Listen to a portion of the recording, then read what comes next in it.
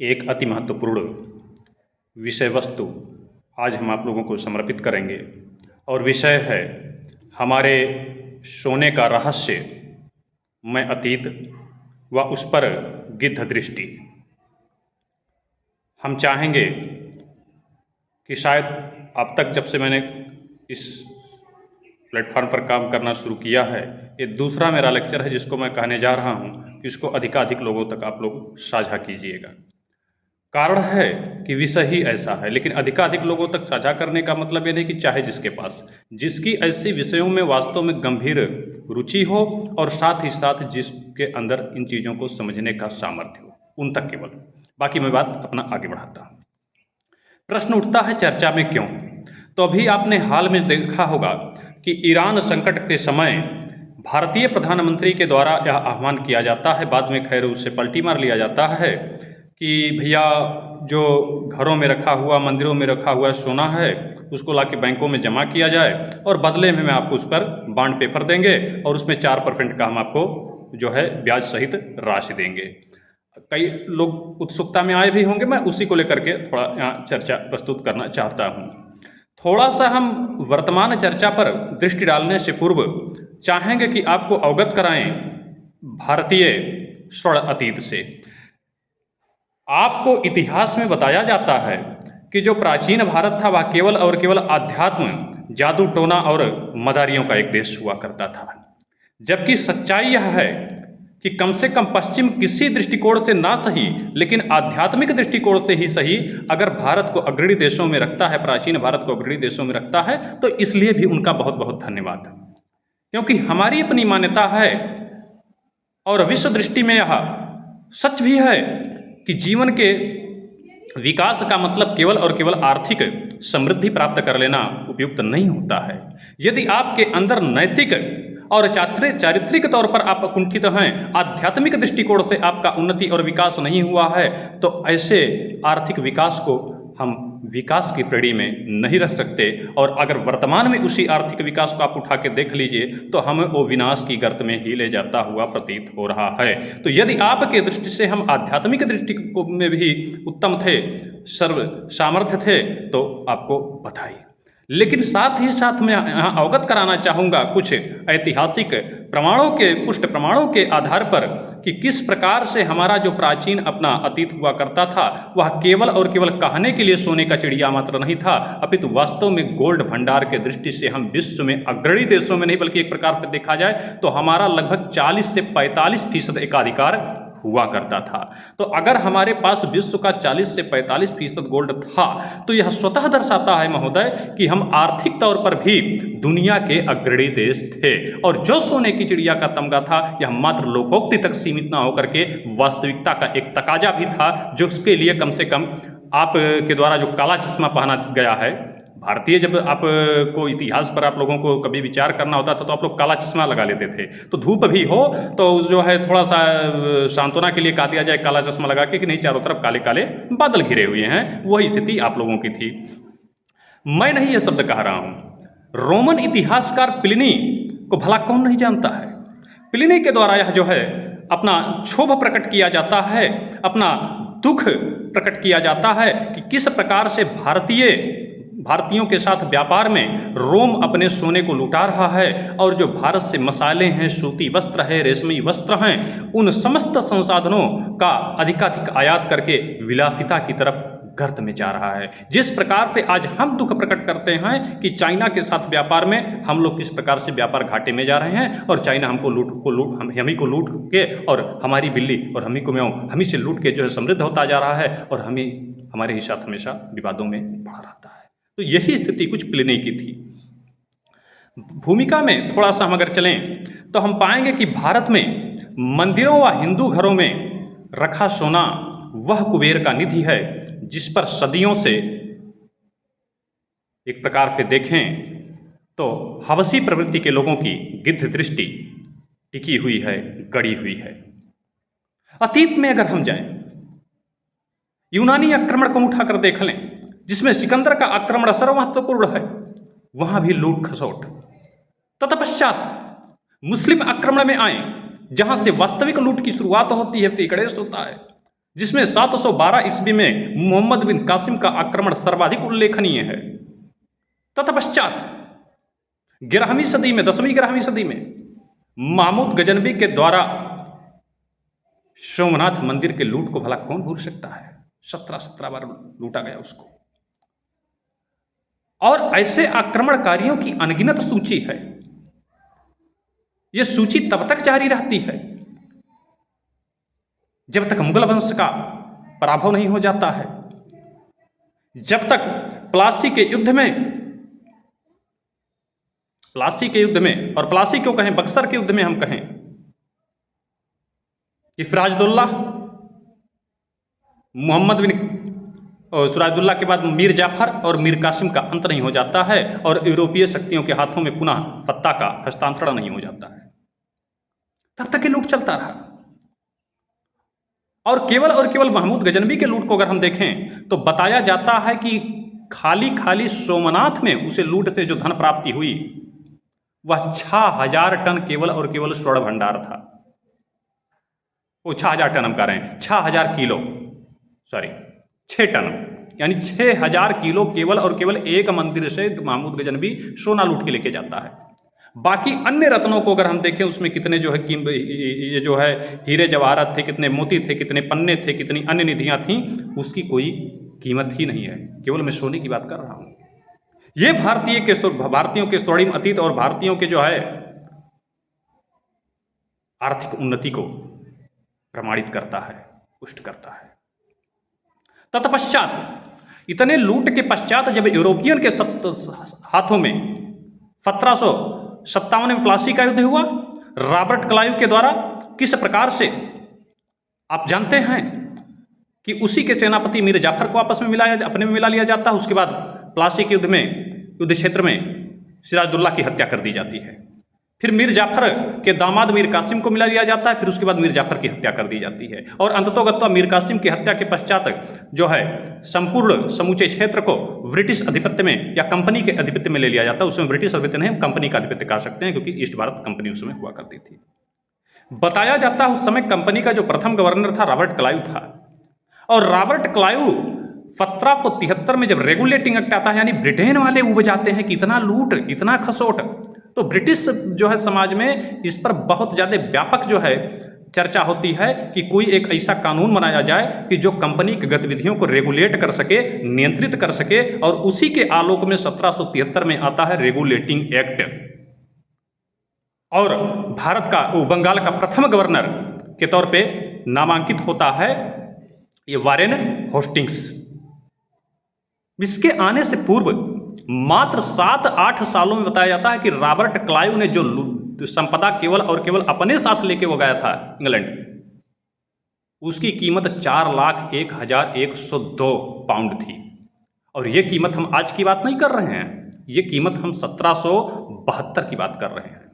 और 1772 में आप जाके पूछ लीजिएगा, अपने बाप दादाओं से पूछ लीजिएगा कि जब जो है 1980 के समय में 1 रुपए की कीमत कितनी होती थी। 1998 में 97 में मेरी पैदाइश है और उसके बाद मैं अपने जो है होश में बता रहा हूं कि मैं 50 पैसे में किलो भर नमक लेके आता था।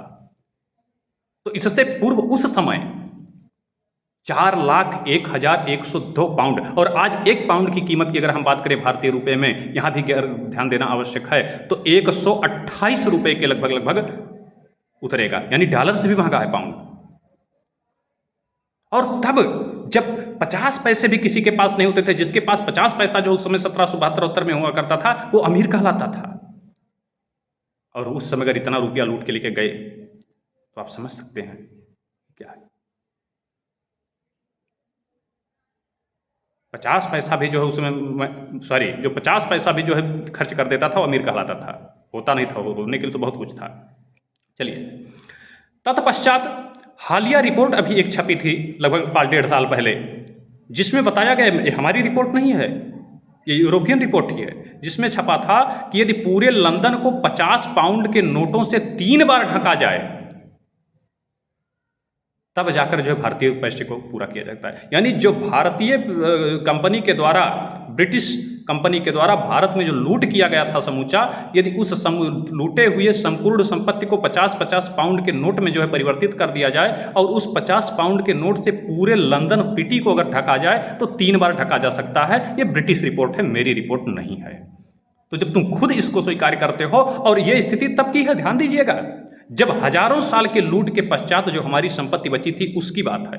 जब मुस्लिम आक्रमणकारियों के द्वारा हजारों सालों तक इसको लूटा गया, उसके बाद ब्रिटिश आते हैं, यानी जब गन्ने का रस निकाल दिया गया था, खोइये में इतनी कीमत थी। और केवल अंग्रेजों की हम बात क्यों करते हैं, उसके साथ तमाम और भी शक्तियां थीं। पुर्तगालियों ने हमको लूटा, डचों ने हमको लूटा, फ्रांसीसियों ने हमको लूटा, स्पेनिश ने हमको लूटा। छूटा कौन है, बचा कौन है? जैसे खरबूजा कटा हुआ था और सब एक एक फांकी लेके अपना भाग रहे थे, बांटो और काटो और खाओ। अभी आप उठा के देखिए कि माननीय प्रधानमंत्री जी का जो कुछ वैदेशिक दौरा हुआ था, जिसमें वो नीदरलैंड के दौरे पर गए थे, और उस नीदरलैंड के दौरे से कुछ ताम्रपत्र उनको प्राप्त होते हैं। उन ताम्रपत्रों को अगर हमने देखा तो चोलकालीन जो समृद्ध हमारा इतिहास है, उस समृद्ध इतिहास का बखान उसमें मिलता है उन ताम्रपत्रों में। समस्या यह है कि हम अपने अतीत को भूले हुए हैं। मेरे पास समय की कमी है, इन सारे विषयों को मैं जो बता रहा हूं, इस पर एक एक लेक्चर अलग से बनाने की आवश्यकता होगी। खैर, मैं चल रहा हूं। साथ ही साथ अभी वाघ देवी, जो भोज वाला आप प्रकरण देख रहे हैं, भोजशाला वाला, उसमें जो वाघ देवी की प्रतिमा है, जो 123 सालों पहले लूट के जो लंदन ले जाई गई थी, हम कह रहे हैं कि हम लोग इतने दरिद्र थे, तो फिर तुम लोग समृद्ध थे तो लूटने जो है भारत में क्यों चले आए? हम लोगों को मूर्ति पूजा के नाम पर भी जो है निशाने पर लिया जाता है कि लोग मूर्ति पूजा करते हैं, लोग फला पूजा करते हैं, लोग पत्थर की पूजा करते हैं। तो चलिए, मूर्ति पूजा करना अगर इतना गुनाह है तो वो वाघ देवी की प्रतिमा लेकर तुम 7 समुद्र पार वहां ले जाके क्या कर रहे हो? न केवल हमारे आध्यात्मिक धरोहरों को इन लोगों ने लूटा, अपितु जो हमारे आध्यात्मिक ज्ञान के भंडार, पुस्तकें और अन्य ग्रंथ हुआ करते थे, उन ग्रंथों को भी लूट के लेके गए और उन्हीं का वैज्ञानिक रूप तौर पर उपयोग करके आज ये हमको जो है पिछड़ा साबित करने में लगे हुए हैं और अपने आप को दुनिया की सबसे आधुनिक ब्रेन, ह्यूमन ब्रेन। वर्तमान परिघटना पर अगर हम दृष्टि डालें तो आर्थिक संकट अभी हमारे सामने पुनः उत्पन्न हुआ है और इस संकट में सरकार द्वारा स्वर्ण बॉन्ड पेपर की अपील की गई है। बाद में खैर सरकार बचती हुई नजर आ रही। इतिहास साक्षी है कि जब भी देश पर संकट व आपत्ति काल आया, शहादत देने में, कुर्बानी देने में, समर्पण करने में हम कभी भी पीछे नहीं रहे, या हमारी किसी अन्य से तुलना नहीं की जा सकती है। आज सदियों के झंझावतों को झेलते हुए भी यदि हमारा अस्तित्व, और जब मैं हम कह रहा हूं तो सनातन की बात मैं कर रहा हूं, यदि सनातन का अस्तित्व कायम है तो यह किसी सरकार अथवा संस्थान के दया पर नहीं, अभी तो हमारे अपने बचाए हुए, छिपाए हुए, कमाए हुए अपने निजी संसाधनों के कारण से हम संभव हो सका। चाहे वो आध्यात्मिक संसाधन हमारे रहे हों, चाहे वह अध्यात्म रहा हो, चाहे वह अर्थ रहा हो। अध्यात्म और अर्थ ने दोनों ने हमें झंझावतों से बचाने में हमारा सम्यक मार्गदर्शन किया। आज उसी आध्यात्मिक दृष्टि ने हमें हर आपत्तियों से को झेलने के लिए सामर्थ्यवान बनाया। हर बड़ी सी बड़ी आपत्तियों को हमने सहजता के साथ झेला। आज जब हम राम के जीवन को देखते हैं, कृष्ण के जीवन को देखते हैं, सीता के जीवन को देखते हैं, सती सावित्री के जीवन को देखते हैं, तो इनके जीवन से कहीं ना कहीं हमें भी अपने आपत्तियों में भी उन आपत्तियों को कैसे उबरा जाए और कैसे आपत्तियों का सामना करते हुए जीवन को आगे बढ़ाया जाए, इसकी प्रेरणा मिलती है। और ये प्रेरणा हमारे अध्यात्म ने हमको दिया, आध्यात्मिक दृष्टि ने हमको दिया। और कहा जाता है कि यदि धन नहीं है तो धर्म भी संभव नहीं है। उस समय यही जो हमारा स्वर्ण भंडार हुआ करता था, यही जो हमारे हुआ करते थे, आप उठा के देख लीजिए, हमारे यहाँ पुरातन जो लोग हुआ करते थे वो पीतल के बर्तनों में भोजन किया करते थे। यानी वो बर्तन भी जब हमारा घिस के जो है फूट जाता था तो फूटने के बाद भी वो आपत्ति काल में हमारे काम आता था।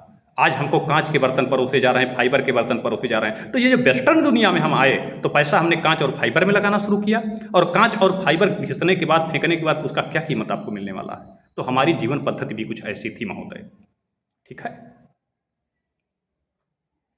तत्पश्चात चाहते अपने उस पर आज भी पारिवारिक संकट में अगर हम देख लें तो यही सोना, यही पुराने बर्तन हमारे अंतिम सहारा होते हैं।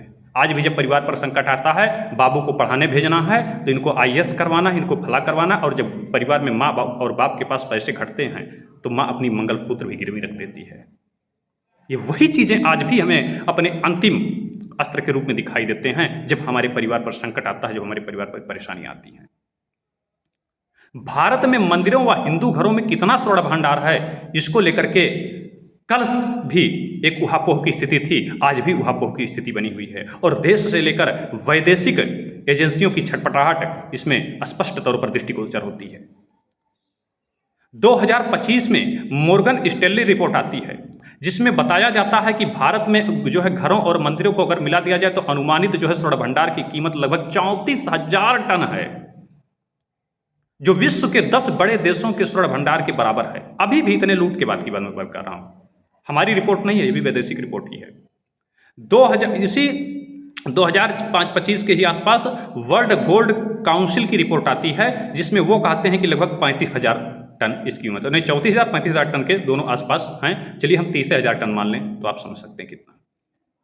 और अगर वर्तमान में हम बात करें तो हिंदू मंदिरों में लगभग 3 से 4,000 टन सोना होने की बात की जाती है, जिसमें पद्मनाभ मंदिर का रहस्य और तिरुपति बालाजी का रहस्य आज भी रहस्य ही बना हुआ है। वहाँ कितने संपत्ति हैं, भारत का सबसे धनी मंदिर माना जाता है। और इत्तेफाक देखिए, दोनों भगवान विष्णु के मंदिर हैं और माना जाता है कि विष्णु की अर्धांगिनी माँ लक्ष्मी और लक्ष्मी का वास आज भी वहीं है।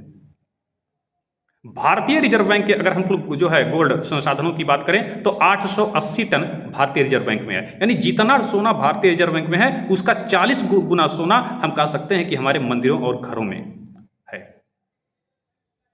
1962 में संकट आता है हमारे सामने, सबसे पहले इस संदर्भ में आज़ादी के पश्चात फिर हमारे सोने को लूटने का जो दौर शुरू हुआ, 1962 में संकट आता है। और वह संकट नेहरू के मूर्खतापूर्ण नीतियों का परिणाम था जिसको झेला समूचे देश ने। उनके द्वारा स्वर्ण की अपील की जाती है,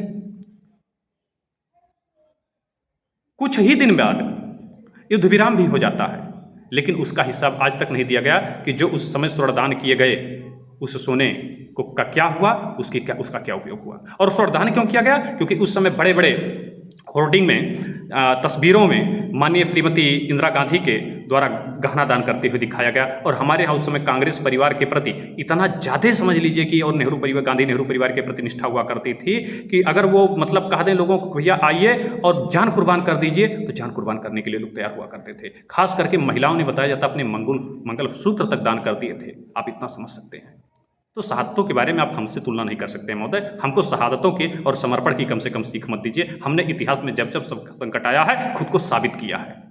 तत्पश्चात इसी युद्ध में बिहार के दरभंगा की महारानी कामसुंदरी देवी के द्वारा 600 किलो सोना दान किया गया और बताया जाता है 3 हवाई जहाज भी दान कर दिया गया था सरकार को, किंतु तात्कालिक सरकारों के द्वारा और आज भी वर्तमान में उस योगदान को कभी आभार प्रकट नहीं किया गया, बल्कि राजनीति में कुछ ऐसा कुचक्र रचा गया कि आज जनमानस के एक मन में उस वर्ग के लिए, राजाओं के लिए और कुछ समाज के कुछ वर्गों के लिए ऐसी जो है मतलब दुर्भावपूर्ण शब्द और दुर्भावपूर्ण चीज़ें भर दी गई हैं कि वो उनको खलनायक समझता है। वो समझता है कि राजा गद्दार थे, फला जाति गद्दार था, फला वर्ग गद्दार था, उनको गद्दार की श्रेणी में डाल दिया गया हमारे पॉलिटिशियनों के पॉलिटिक्स के कारण, राजनीति के कारण ऐसा कुचक्रपूर्ण राजनीति फैलाया गया। यानी जो देश के जो है संकट में इतना समर्पण दे रहा है उसको देश के राजनीति ने गद्दार साबित करवा दिया।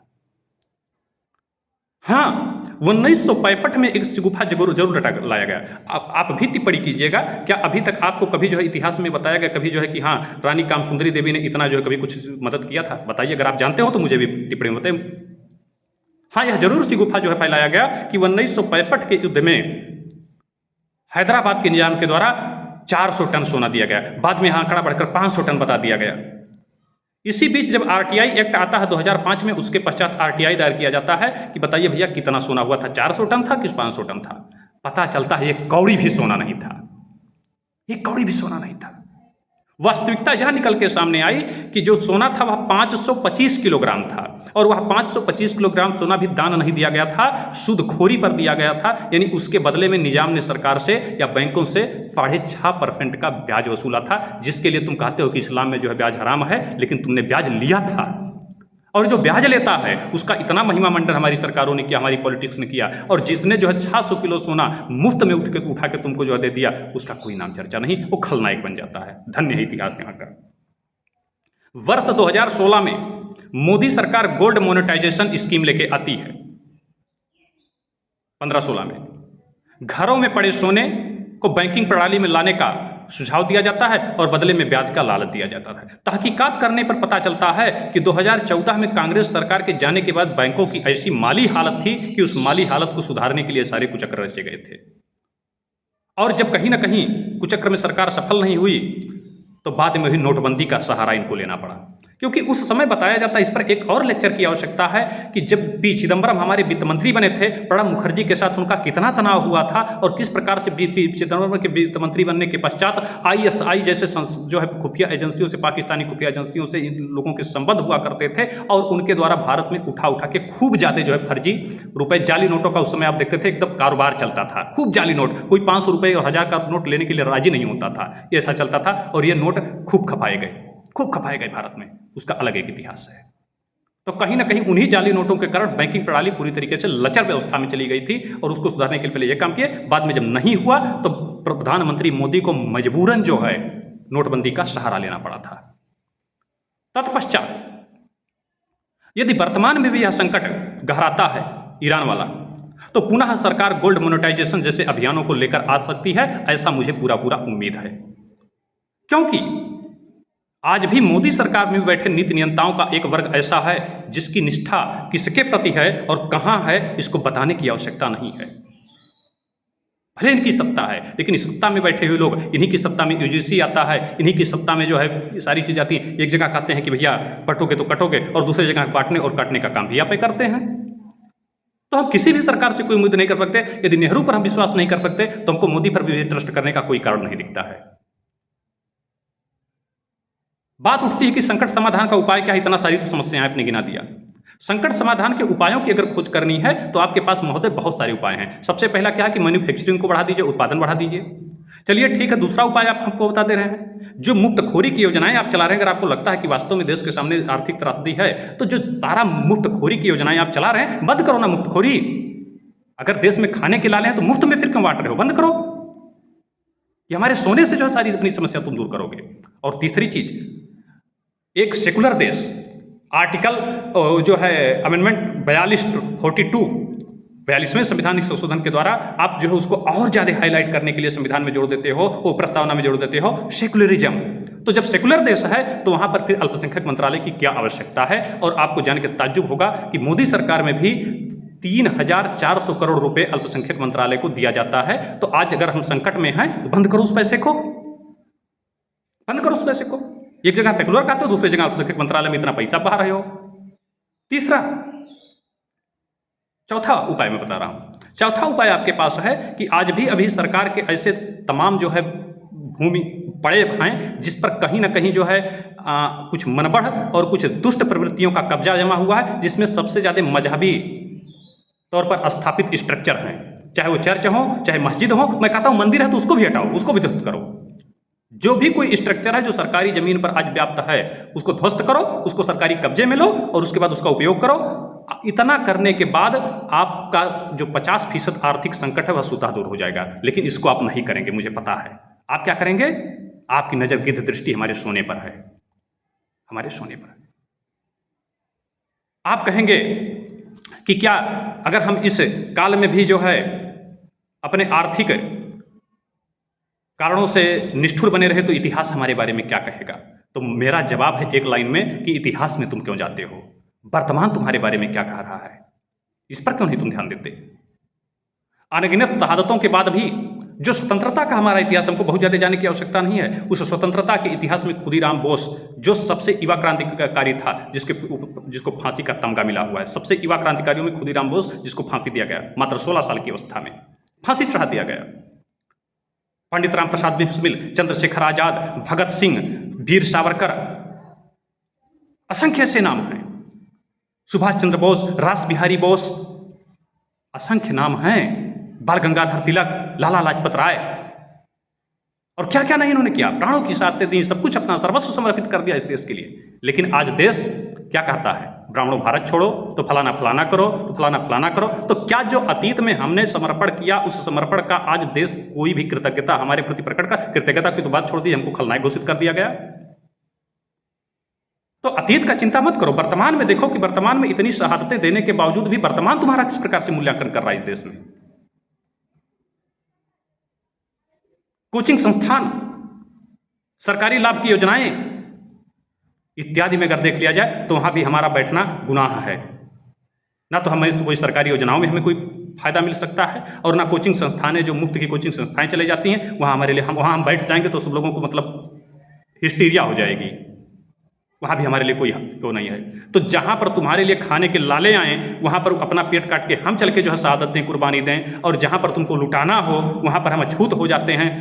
समस्याएं हैं, सारी चीज़ें आपके हाथ में हैं। पुनः मैं यही कहना चाहूँगा कि अगर आज सनातन हमारा मौजूद है, सनातन अगर जीवित है, सनातन अगर बना हुआ है आज भी अपने उसमें मूल रूप में, तो उसके पीछे कहीं ना कहीं हमारी आध्यात्मिक और आर्थिक वही शक्ति थी, और आज भी वही आर्थिक शक्ति है कि जब जब हमारे परिवार में कोई गंभीर आर्थिक चुनौती आता है, संकट आता है, तो अंतिम तौर पर वही जो हमारा घर में रखा हुआ बर्तन होता है, जो हमारा घर में रखा हुआ स्वर्ण आभूषण होते हैं, वही हमारे काम में आते हैं। तो आपको बहुत ज़्यादा भावना और भावुकता में आकर के ऐसे जो है छलावे में पड़ने की आवश्यकता नहीं है। देश में अगर क्राइसिस आता है तो देश के पास तमाम संसाधन है कि उस क्राइसिस से वो निपट सकता है। दान हम करें, और जब देश संकट से उबर जाए तो अधिकार उनका हो जाए। हमारे तमाम प्रधानमंत्रियों ने, आज भी राहुल गांधी जी कहते हैं कि देश में जो है संसाधनों पर सबसे पहला अधिकार किसका है, तो आप जानते हैं किसका है। इसी के साथ मैं अपनी बात को विराम देता हूँ। धन्यवाद।